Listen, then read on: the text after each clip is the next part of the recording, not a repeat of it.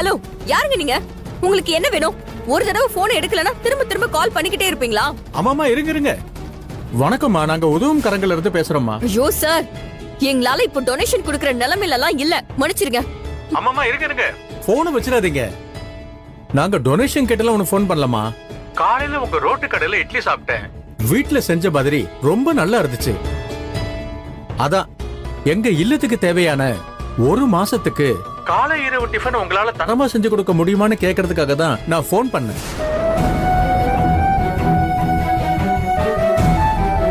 ஐயோ, கண்டிப்பா சார், நாங்க பண்றோம். எங்களால கொடுக்க முடியும். எத்தனை பேருக்கு என்னென்ன ஐட்டம் வேணும்னு மட்டும் சொல்லுங்க, நாங்க அதை ரெடி பண்ணி தரோம். ஒரு 50 பேருக்கு காலையிலயே நைட்ல டிஃபன் வேணும். என்னென்ன ஐட்டம் வேணும்னு நாங்க டிஸ்கஸ் பண்ணிட்டு உங்களுக்கு சொல்றோமா? சரிங்க சார். ரொம்ப நன்றிமா. அப்ப நான் உங்களுக்கு அட்வான்ஸா ஒரு 10,000 ரூபாய் உங்க நம்பருக்கு அனுப்பிடவா? இதே நம்பர் தானமா? ஐயோ ஆமா சார், இதே நம்பர் தான். சரிம்மா, நான் அனுப்பி விடுறேன். என் நம்பரை சேவ் பண்ணி வச்சுக்கங்க. நான் மறுபடியும் உங்களுக்கு கால் பண்றேன். ரொம்ப நன்றி சார். ஒரு இக்கட்டான நேரத்துல கடவுள் மாதிரி நீங்க வந்து எங்களுக்கு உதவி பண்ணிருக்கீங்க. உங்களுக்கு ரொம்ப நன்றிங்க. சரிம்மா.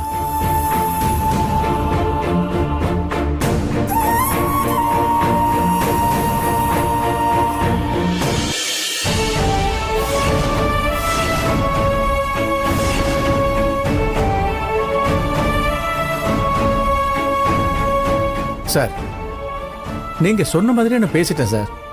என் பொண்ணு சரின்னு சொல்லிட்டாளா? ஆமா சார், ஒத்துக்கிட்டாங்க. நான் உங்களுக்கு 10,000 ரூபாய் டிரான்ஸ்ஃபர் பண்றேன். நீங்க செல்விக்கு அனுப்பிடுங்க. எதுக்கு சார் இந்த விளையாட்டு? பேசாம நீங்களே உங்க பொண்ணுக்கு அனுப்பிருக்கலாமே. நான் அனுப்புனா அவ வாங்கிக்க மாட்டா சார். அவ்வளவு ரோஷக்காரி அவ தனியா நின்னு சுயமா முன்னேறி வரணும்னு பாக்குறா சார் அவ.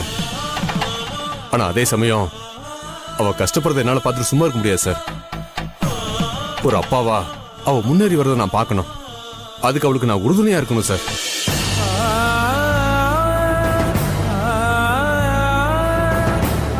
சார், அனுப்பிட்டேன். வந்துருச்சு சார். நான் உங்க பொண்ணுக்கு அனுப்பிடுறேன். ரொம்ப தேங்க்ஸ் சார். என்ன சார், நீங்க போய் தேங்க்ஸ் எல்லாம் சொல்லிக்கிட்டு? நீங்க எங்க ஆசிரமத்துக்கு எவ்வளவோ உதவி பண்ணிருக்கீங்க. இப்ப கூட உங்க பொண்ணு மூலமா வயிறார எல்லாருக்கும் சாப்பாடு கிடைக்கிற மாதிரி பண்ணிருக்கீங்க. இதுக்கு நாங்க தான் சார் உங்களுக்கு நன்றி சொல்லணும். உங்களுக்கு உதவி பண்ண வேண்டியது என் கடமை சார். செல்வி, உனக்கு துணை அந்த அப்பா இருக்கேம்மா. நீ எதுக்கும் யாருக்கும் பயப்படாத. நன்றி சார். அப்ப நான் வரேன் சார். சரி.